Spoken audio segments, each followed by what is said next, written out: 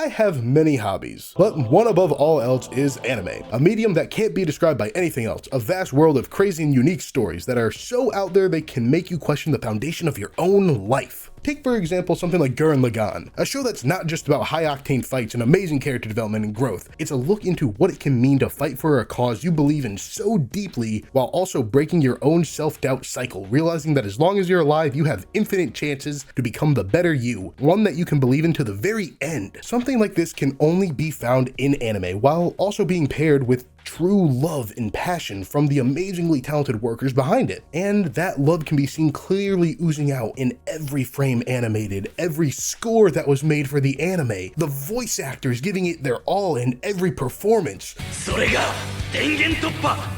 それがグレンラガン。俺のドリルは天を作るドリルだ。Through the blood, sweat, and tears. Just like the tears that I shed when watching some of the most heart-wrenching, emotion-destroying moments in certain animes, like Clannad, Angel Beats, Anohana, Plastic Memories. Hell, something even like Toradora has made me overly mushy when I finished it, because what anime can give you in something like romance, it can be something so simple like a classic romance story about two people meeting and overcoming the awkwardness of a first love, or it can be the most coming-of-age story about learning to love not just others but yourself as a person, while also coming to see that you can be loved even if you've never had an ounce of it yourself in your life, while also being paired with the struggles of climbing the mountain that is understanding the raw emotions of another person and what it means to live for another. And all of this is bundled together with the goofy slapstick comedy that still only works in anime. I have never laughed harder in my life than I did my first time watching something like Konosuba or Azumanga. Konosuba was able to make a group of characters that all complement each other just being absolute complete fuck-ups to the biggest degree. And with Azumanga, with its absurd gag comedy that even now I go back and watch and it still gets a laugh out of me, it's not just because I have learned more about Japanese jokes that I didn't catch before, or even the jokes that you don't need knowledge of Japanese subtleties to know, but for the memories of when I first found anime at all. It's a similar thing to when I think back to the first time I saw something like Lucky Star. I remember the overall vibes of what the community was like back then, a very small and close, and sometimes even a little hesitant to even mention that they watch those kind of shows to people that they know also watch them. But when in the right settings, not afraid to show their true colors for the medium they love so much to the absolute maximum, to the absolute peak. That's why I feel we have lost the art of loving a single hobby for that alone, just being a hobby, not trying to turn it into something more or make money off of it. I do simply think that is just because of the fact that you can get into so many hobbies now at the drop of a pen, you might forget some of what you used to love, and I'm not saying that's a bad thing, being able to experience so much, but it does make me reminisce about the experience that could have only been found back in those times of smaller groups. You know, sometimes I think about what it was like back then, and sure, maybe I did enjoy parts of that a lot more than what we have now, but then I think about what we have now. Manga getting adapted that we've been waiting for actual years to get animated. Stellar animation that we would have never have gotten back then. I mean, just taking a look at things like Demon Slayer, Jujutsu Kaisen, Sentenced to be a Hero, even something like Interspecies Reviewers has off-the-wall animation and music. Take, for example, something like Nichijou. Even though I remember it fondly and going back to watch it still makes me laugh, Nichijou was one of the most random for the sake of random comedies of its earliest form, anime brain rot. And it was only in recent years that we had a new form, which was My Dear Friend Nokotan. And well, yes, it did have some lasting effects on my mental state.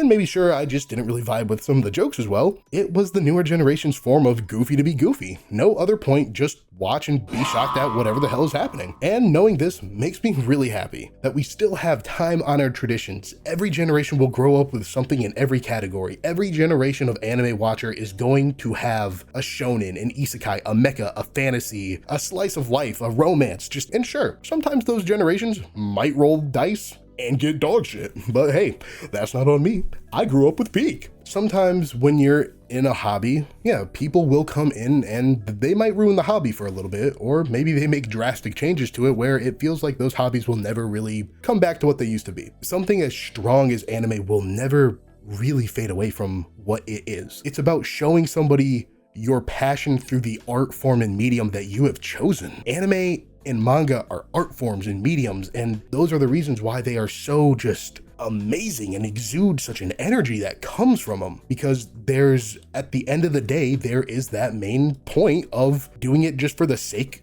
of the game. Anime has changed who I am as a person. It has pulled me out of some very dark moments of my life when I thought things just wouldn't get better. I've had moments of wanting to better myself after watching certain shows and characters express their goals and ideals with so much passion that it got me hyped up and pulled me out of the gutter. Anime has given me the amazing gift of forming lifelong friendships that had all started from talking about anime and manga and light novels and just weird like PS1 or PS2 anime based games. What anime is for me is just pure unrivaled enjoyment. So at the end of the day, enjoy what you love and don't let other people try and take that away from you. If you love something so much, let everyone know how much you love it and show them to the degree of how much you love it. Shout it from the rooftops, get crazy with it, make videos, do art. Never give up on your hobbies and never forget the ones that really mean something deep to you. As always, thank you all for watching. Like, comment, subscribe, leave down in the comments some other stuff that you would like me to do, maybe some people that you would like to see appear on here because I have been wanting to do more collabs. And as always, thank you all for watching. It means the world to me that I can do stuff like this. And remember, shuhari.